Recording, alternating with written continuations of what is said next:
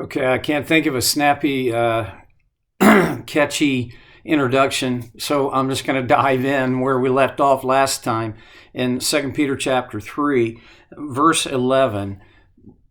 Maybe, if it's not the most important advice that Peter gives in this letter, it's got to be among the most important. And here's what he writes. Excuse me. In what we have as verse 11, since everything will be destroyed in this way, what kind of people ought you to be? You ought to live holy and godly lives as you look forward to the day of God, and speed its coming. Holy and godly lives. Holy is a word that has, it is a word that you really only have in church talk, right? I mean, I don't other than in conversation, other than when we, make reference to Monty Python and the Holy Grail, we don't very often, in my case, I don't think I ever use the word holy outside the context of Scripture and the church and, the Christian life. And sometimes when we use that word holy, it's an adjective that we don't really, it's part of our church vocabulary, but I don't think very many people really know what holy means. I mean, let me just ask you, if you had to give a definition of holy, what would you give? That's one of those hard words to define.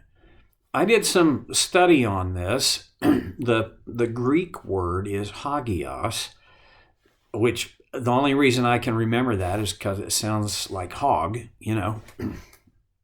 But the actual definition of it doesn't help a whole lot with the meaning of the word. It means separate, set apart.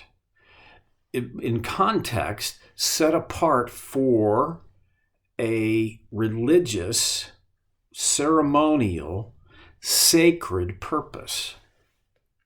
To be set apart.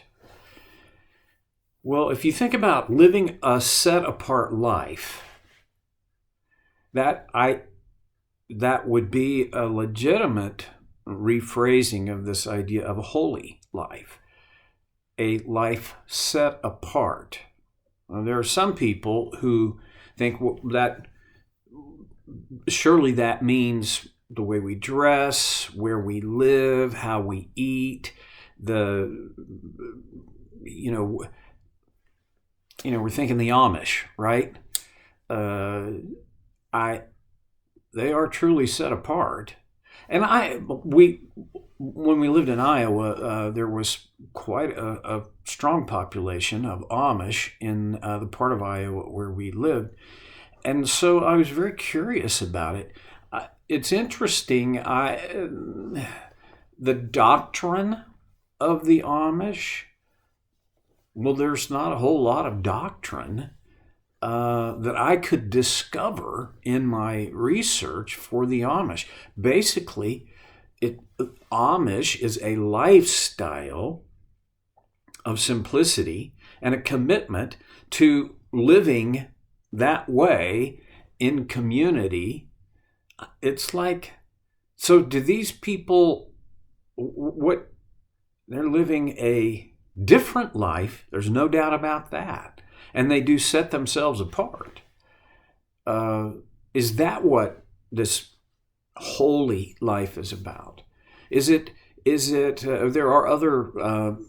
They're often categorized as fundamentalist kinds of denominational churches that women are not permitted to wear makeup, they wear long dresses, they don't cut their hair, on and on. There's quite a series of standards that they have to live up to. And when they live up to these standards, they're definitely different. See, to be set apart will make you different. Here's where it gets difficult. What are the differences that are essential if I'm going to live a holy life? Well,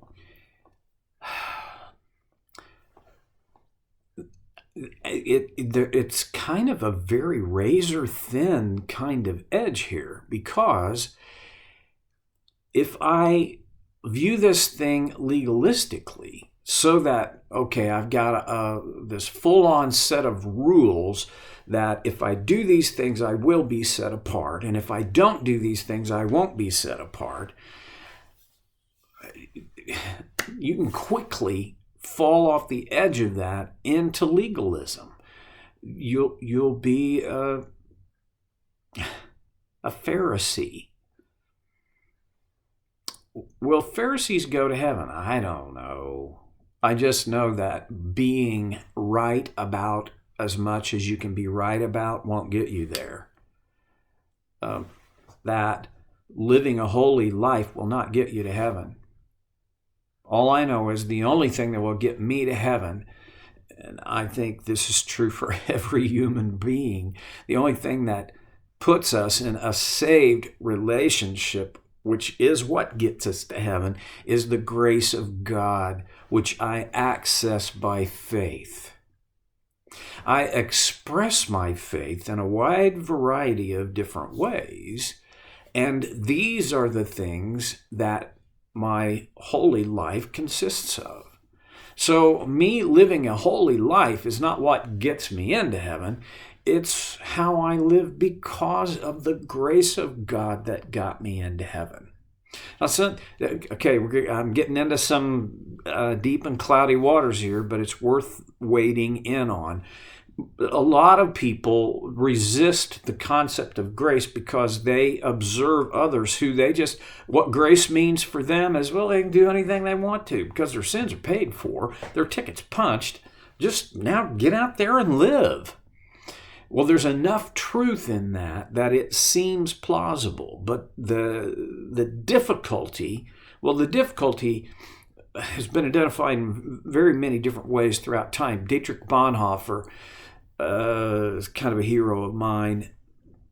Don't agree with everything that he wrote and said, but I do agree with this. He called that view of life where you just do anything you want to because God's already covered it. He called that cheap grace. And you could probably imagine from that phrasing, that idea, that this is not desirable. This is not good. This is an unnecessary, unrealistic, and I think I could also say ingrateful use and abuse of God's grace. To live a holy life means that I am in the process of responding to God's grace out of His grace by faith. That sounds like gobbledygook, because it probably is for most people. Here's what I think it comes down to. This holy life, and then he identifies it further as godly, holy and godly lives.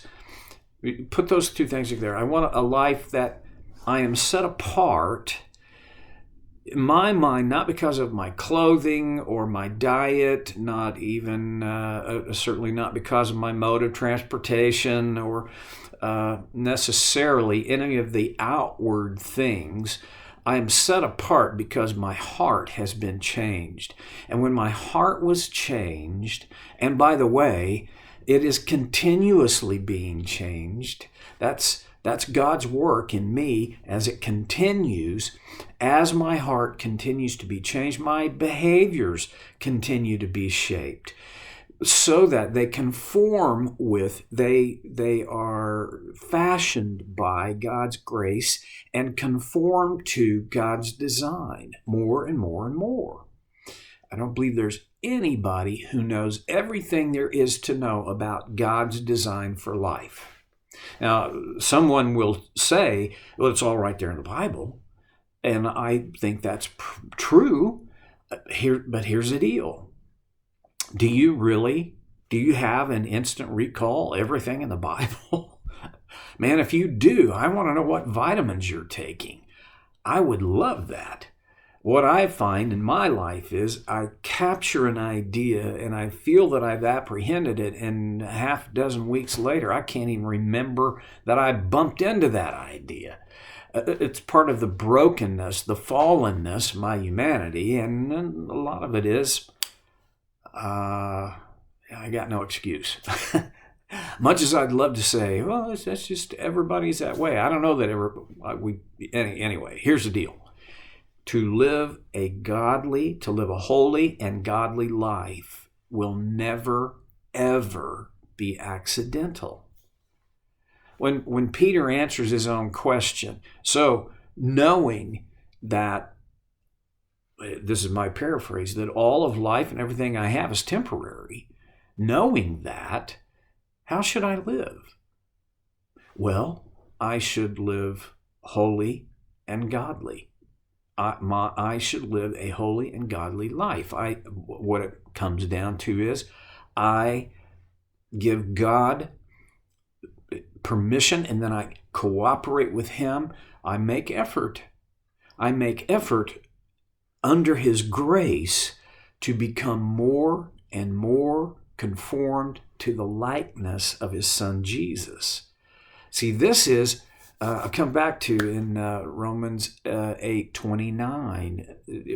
A lot of people remember Romans 8:28 because it's a great promise, and we know that in all things God is at work for the good of those who love Him and are called according to His purpose. Precious promise. If in this last half year or so you've not needed to call on that promise, man, good for you. I've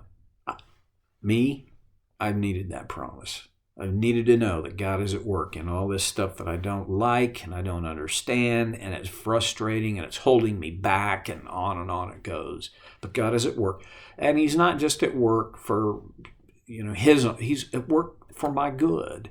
But then verse 29 says, for those He foreknew.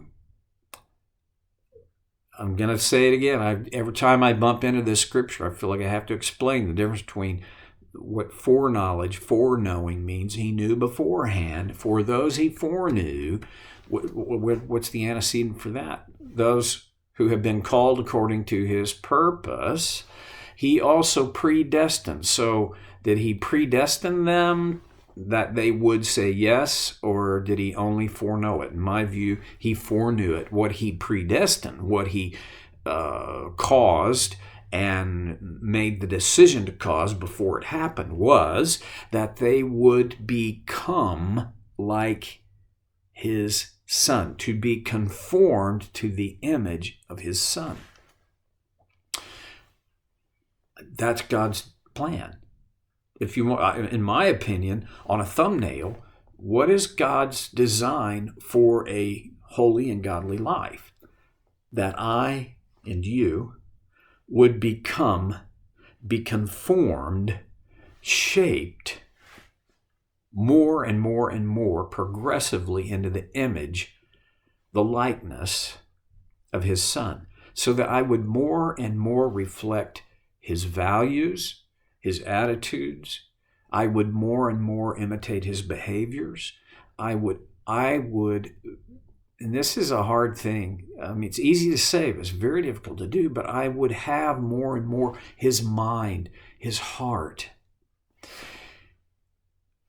If I can partner with God and in His grace, by His work in my life, as I cooperate with Him, which requires effort, if I am becoming more and more like Jesus, this will separate me. My behaviors may look real similar to other people on the surface, but if it should be that if you get to know me, you would know my motives are not the same as Joe off the streets. that I am intentionally and effortfully, by God's grace, don't ever leave that out. My goal is to become more and more and more like Jesus, to live a holy and godly life. That's got to be my primary occupation as I wait for the coming of Christ, as I look forward to the day of Christ, the day of God. I make my occupation to live a holy and godly life. Time's up. Gotta go. See you next time on So Care with Stevie Boy.